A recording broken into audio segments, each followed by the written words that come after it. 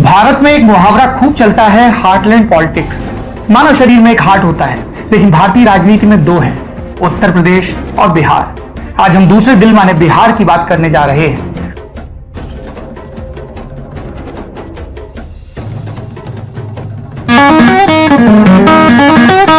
Prime Minister Narendra Modi was recently spotted relishing litti chokha, a traditional Bihari dish in Delhi. His pictures went. प्रधानमंत्री मोदी ने कल दिल्ली के हुनर हाट में लिट्टी चोखा खाकर जो संदेश देने की कोशिश की, वो संदेश अब बिहार की सियासत में खलबली मचा रहा है। सबसे पहले तेज प्रताप यादव ने ट्वीट किया, भोजपुरी में लिखा, कतनो खाइब लिट्टी चोखा बिहार न भूली राहुल धोखा। मतलब ये कि लिट्टी चोखा कितना भी खा लीजिए, आपका दिया धोखा बिहार भूलेगा नहीं। विपक्ष के इन सवालों के बीच कहानी ये है कि मोदी के लिट्टी खाने के बाद बिहार में लिट्टी चोखा की दुकानों पर भीड़ बढ़ गई है। लोग मोदी के इस लिट्टी एपिसोड से खुश भी दिख रहे हैं। मुझे भी बहुत अच्छा लग रहा है कि हमारे देश के प्रधानमंत्री लिट्टी खाए। साल के अंत में बिहार में चुनाव है और लिट्टी चोखा के जरिए मोदी ने एक सियासी संदेश बिहार पहुंचा भी दिया है। Litti chokha is definitely a dish to try out. With elections scheduled in Bihar by the end of this year, we are more likely to hear more and more about litti chokha and its unique position in the Bihari landscape.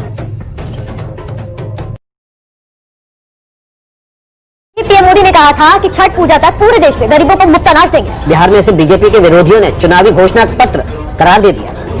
Chhath पूजा तक छठी मैया की पूजा है। त्योहारों का ये समय जरूरतें भी बढ़ाता है, खर्च भी बढ़ाता है। प्रधानमंत्री मोदी के इसी बयान पर बिहार चुनाव की पटकथा लिखने के आरोप लग गए। तो चुनाव की चिंता है, ना कि लोगों की चिंता है। अगर नरेंद्र मोदी जी अच्छे से पता करे, समीक्षा करे, देखें, तो बिहार को अगर अडॉप्ट कर लेंगे तो लगेगा कि कोरोना जो था एक इतिहास था।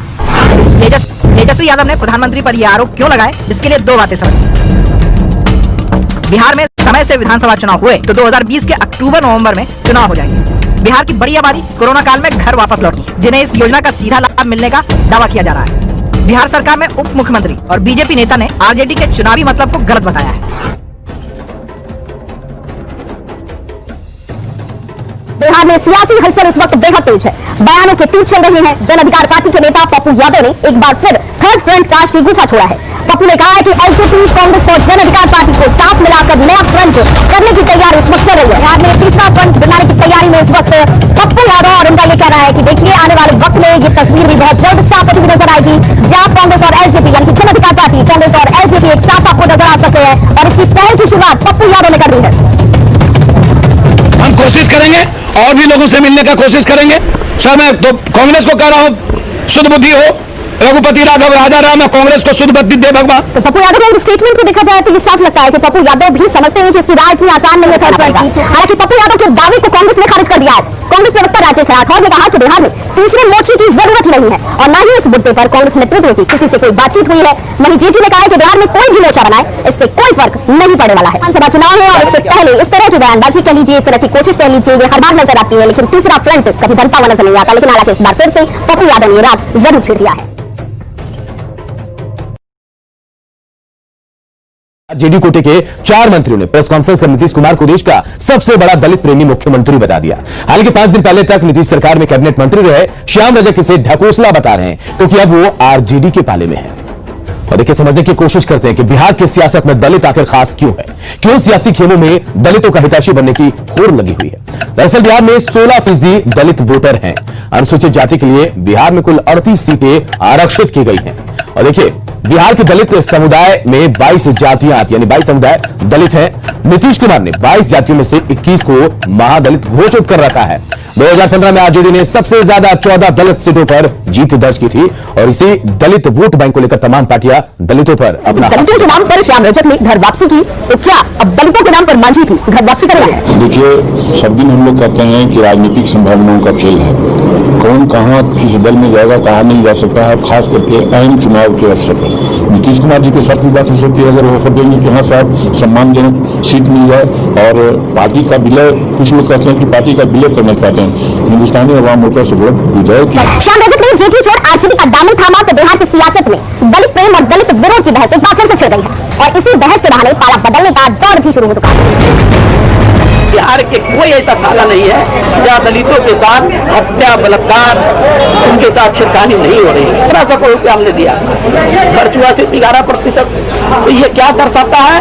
और दलितों के प्रति जो उनका जो रहा है नजरिया, चाहे वो श्याम रजक हो चाहे और भी लोग। जेडीयू का तीर छोड़ श्याम रजक ने आरजेडी का लालटेन क्या थामा। नीतीश कुमार दलित विरोधी नजर आने लगे और बिहार भर में दलितों पर अत्याचार का एहसास होने लगा। लेकिन श्याम रजक के बहाने नीतीश को मांझी का साथ मिल गया। महागठबंधन में शामिल हम पार्टी के अध्यक्ष और नीतीश के साथ रहे जीतन राम मांझी ने पलटवार करते हुए नीतीश को दलित विरोधी बताने पर श्याम रजक पर ही सवाल खड़े कर दिए। मांझी ने तेजस्वी और लालू पर ही दलितों की अनदेखी का आरोप जताया। साथ ही 20 अगस्त को दलितों के हित के नाम पर पाला बदलने को लेकर फैसला करने की बात कही तो लगे हाथ जेडीयू ने मांझी के स्वागत की बात भी कही। वहीं मांझी के रुख से उलट कांग्रेस और आरजेडी श्याम रजक के आरजेडी में आने को जेडीयू के लिए बड़ा झटका बताते हैं और नीतीश को दलित विरोधी करार दे रहे हैं। हालांकि कांग्रेस को मांझी से उम्मीद जरूर है कि वो महागठबंधन में बने रहें।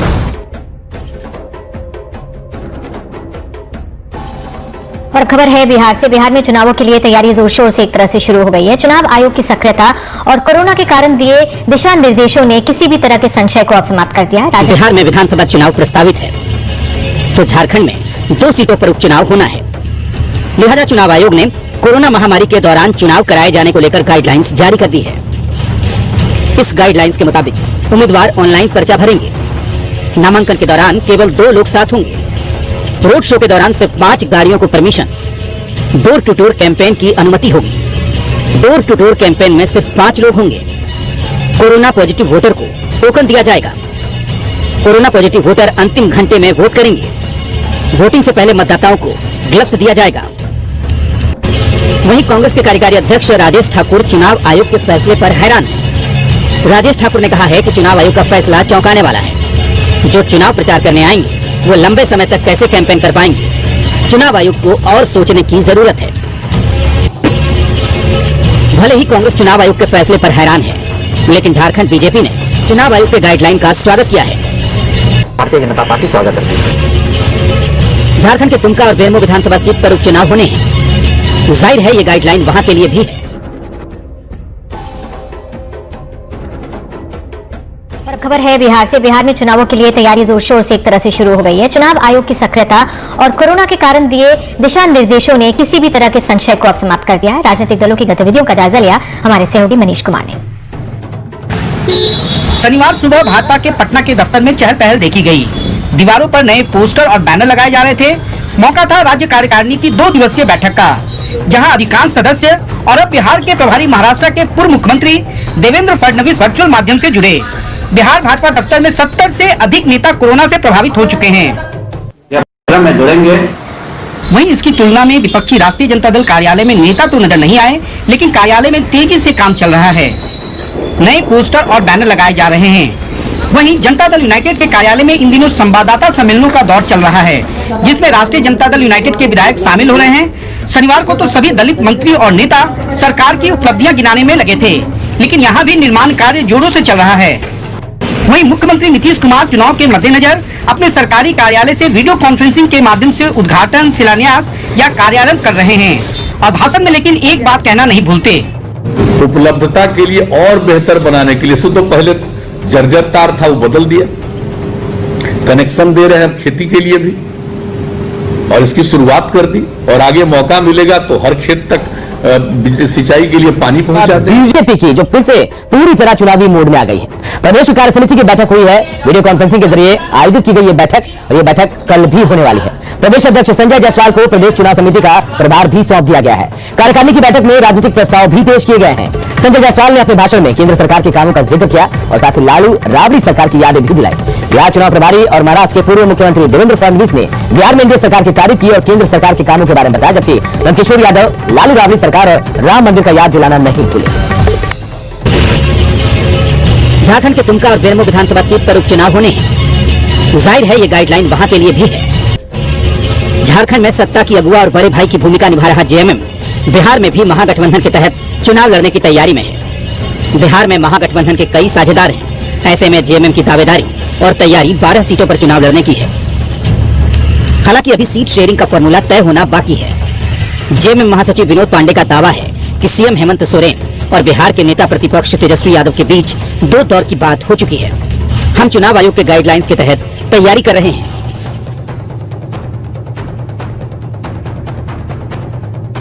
बिहार विधानसभा चुनाव की तैयारियों में सत्ताधारी एनडीए के नेता जुट गए हैं। बीजेपी और जेडीयू के नेता अपनी अपनी रणनीति बनाने में जुटे हैं, लेकिन इस बार बीजेपी और जेडीयू के सामने उहापोह की स्थिति होगी, क्योंकि 2015 में बीजेपी ने कई सीटें जेडीयू से जीती थी, जबकि जेडीयू ने भी बीजेपी को हराकर कई सीटों पर कब्जा जमाया था। अब दोनों दल गठबंधन में है। ऐसे में इस बार के विधानसभा चुनाव में नेता दावा कर रहे हैं कि समय आने पर सीटों का मुद्दा भी सुलझा लिया जाएगा। वहीं विरोधी महागठबंधन के नेताओं का दावा है कि एनडीए में भगदड़ मचेगी और उसका फायदा महागठबंधन को होगा। बिहार विधानसभा चुनाव से पहले महागठबंधन के बीच सीटों के बंटवारे को लेकर घमासान तेज हो गया है। आरजेडी ने 160 सीटों की मांग कर दी, तो वहीं दूसरी सहयोगी पार्टियां राजद के स्टैंड से इत्तेफाक नहीं रखती। कांग्रेस और आरएलएसपी जैसी पार्टियां ऐसी मांगों को ज्यादा भाव नहीं दे रही हैं, तो सत्ताधारी जेडीयू के नेता विरोधी खेमे पर तंज कस रहे हैं और निशाना सीधे तेजस्वी यादव पर लगाया जा रहा है। इन दोनों के बीच जारी इस दल बदल के कारण बीजेपी और एलजेपी की पेशानी पर बल पड़ रहे हैं। इसकी वजह है परंपरागत 24 घंटे भी नहीं बीते चंद्रिका राय को आरजेडी छोड़ जेडीयू का दामन थामे और सीट को लेकर दमखम से दावा ठोक दिया। चंद्रिका राय ऐसे दावा करने वाले अकेले नहीं हैं। चंद्रिका राय के साथ ही आरजेडी से नाता तोड़ जेडीयू में आए जयवर्धन यादव भी कहते हैं कि परंपरागत सीट सबको प्यारी होती है। हालांकि जयवर्धन यादव जरूर कहते हैं कि पार्टी का फैसला उन्हें मान्य होगा। दरअसल आरजेडी से कई ऐसे विधायक जेडीयू में शामिल हुए हैं जो पिछले चुनाव में मौजूदा एनडीए के घटक दल बीजेपी और एलजेपी के प्रत्याशी को हराकर जीते थे। मसलन परसा सीट से विधायक चंद्रिका राय ने एलजेपी के छोटे लाल राय को हराया था। फतेहपुर के विधायक प्रेमा चौधरी ने एलजेपी के प्रत्याशी को हराया था। गायघाट के विधायक महेश्वर यादव ने बीजेपी के विनाश सिंह को हराया था। सासाराम से विधायक अशोक कुशवाहा ने बीजेपी के जवाहर कुशवाहा को हराया था। पालीगंज के विधायक जयवर्धन यादव ने बीजेपी के रामजन्म शर्मा को हराया था। दरभंगा के विधायक फराज फातमी ने बीजेपी के अशोक यादव को हराया था। ऐसे में आरजेडी से आए विधायकों के सिटिंग सीट से ही चुनाव लड़ने के दावे ने बीजेपी नेताओं की पेशानी पर बल ला दिया है। इसलिए बीजेपी नेता सीटों के बंटवारे के वक्त सीटों के बलिदान की सलाह दे रहे हैं। वहीं एलजेपी नेता भी दबी जुबान में सीटों से आसानी से समझौता करने की मूड में नजर नहीं आ रहे हैं। जाहिर है परंपरागत सीट को लेकर आने वाले दिनों में एनडीए में तल्खी देखने को मिल सकती है। कहा है नीतीश कुमार और चिराग पासवान में। रामविलास पासवान की पार्टी एलजेपी और नीतीश कुमार की जेडीयू दोनों ही एनडीए का हिस्सा है, लेकिन पिछले कई महीनों से दोनों पार्टियां एक दूसरे के खिलाफ मुखर हैं। सूत्र बता रहे हैं कि चिराग पासवान और नीतीश कुमार उनमें असली झगड़ा सीटों के बंटवारे को लेकर है। लोक जनशक्ति पार्टी विधानसभा चुनाव में कम से कम 43 सीटों पर चुनाव लड़ना चाहती है, लेकिन नीतीश कुमार एलजेपी को 30 से ज्यादा सीटें देने के पक्ष में नहीं। ललन टॉप के प्रोग्राम नेताजी घेरे में खुद चिराग पासवान ने कहा, हमें ज्यादा सीटें चाहिए ताकि हम ज्यादा जातियों को, ज्यादा वर्गों को समायोजित कर सकें और अपनी पार्टी का जनाधार बढ़ा सकें।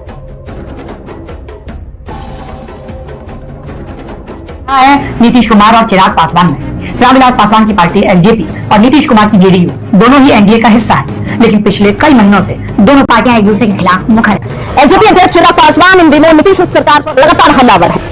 पटना में एलजेपी कार्यकर्ताओं के साथ बैठक करने के बाद दिल्ली के लिए वो रवाना हुए, लेकिन दिल्ली जाते जाते पटना एयरपोर्ट पर उन्होंने एक बार फिर से नीतीश सरकार पर जोरदार हमला किया। हमसे कोई सवाल मत पूछे, सीधन से पूछे, अगर हम किसी सवाल को उठाएंगे तो सारा शहर को इसको एक राजनीतिक रंग दे देता है, बोलता है कि हम पॉलिटिसाइज कर रहे हैं चीजों को, हम आलोचना कर रहे हैं सरकार की। ये मांगे हैं, उचित मांगे। बताइए 42 लोगों का मरना, अपने हक अधिकार की मांग करते करते उनका मरना कहाँ से जाएगा? ये लोग बता रहे हैं कि उनके पास उनके कफन के लिए भी पैसे नहीं थे, जबकि उनको उनका हक अगर मिल जाता तो शायद वैसी परिस्थिति में नहीं होते। इन मांगों को उठाना, इन मांगों को जायज ठहराना, अगर सरकार की आलोचना अगर कोई मानता है तो आलोचना ही सही, पर इन मांगों का पूरा होना जरूरी है। रामविलास पासवान के बेटे, सांसद और एलजेपी के राष्ट्रीय अध्यक्ष चिराग पासवान कोरोना को काबू करने में बिहार सरकार के कामकाज पर सवाल उठाते रहे हैं। उन्होंने बिहारी फर्स्ट यात्रा के दौरान जेडीयू को असहज करने वाले कई बयान भी दिए। बाढ़ को लेकर भी वो नीतीश सरकार में कमी निकालते रहे। ऐसे में जेडीयू सांसद ललन सिंह ने चिराग पासवान को कालिदास बता दिया। उसी डाल को काट रहे हैं जिस पर बैठे हैं के तात्पर्य के साथ।